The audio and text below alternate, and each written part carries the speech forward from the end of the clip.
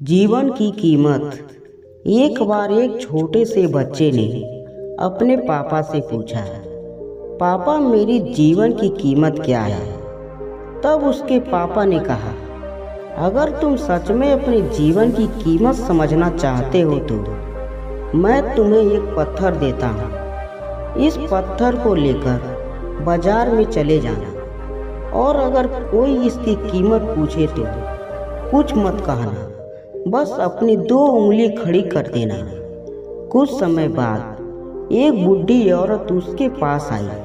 वो बूढ़ी औरत उस पत्थर की कीमत पूछने लगी। लड़का एकदम चुप रहा, उसने कुछ नहीं कहा और अपनी 2 उंगलियां खड़ी कर दी।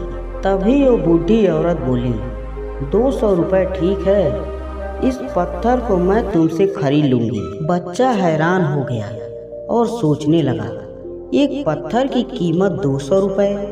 पत्थर तो कहीं पर भी मिल जाते हैं, लेकिन यह बूढ़ी औरत इस पत्थर के लिए 200 रुपये देने वाली है। वह बच्चा तुरंत अपने पापा के पास गया और बोला, पापा मुझे बाजार में एक बूढ़ी औरत मिली थी और वो इस पत्थर के 200 रुपये देने के लिए तैयार थी।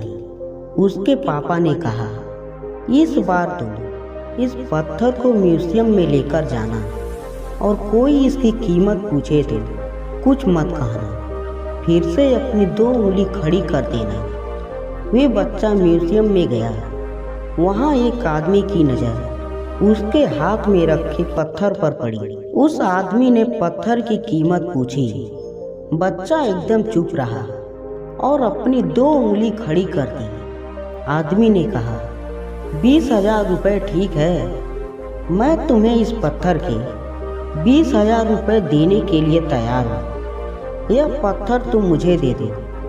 बच्चा फिर से चौंक गया और जाकर अपने पापा से कहा, पापा मुझे म्यूजियम में एक आदमी मिला था और वो आदमी इस पत्थर के 20,000 रुपये देने के लिए तैयार थे। तब उसके पापा ने कहा, अब मैं तुम्हें एक आखिरी जगह भेजने जा रहा हूँ। तुम्हें जाना है कीमती पत्थरों के दुकान पर, और अगर वहाँ पर भी कोई इसकी कीमत पूछे तो अपनी 2 उंगली खड़ी कर देना।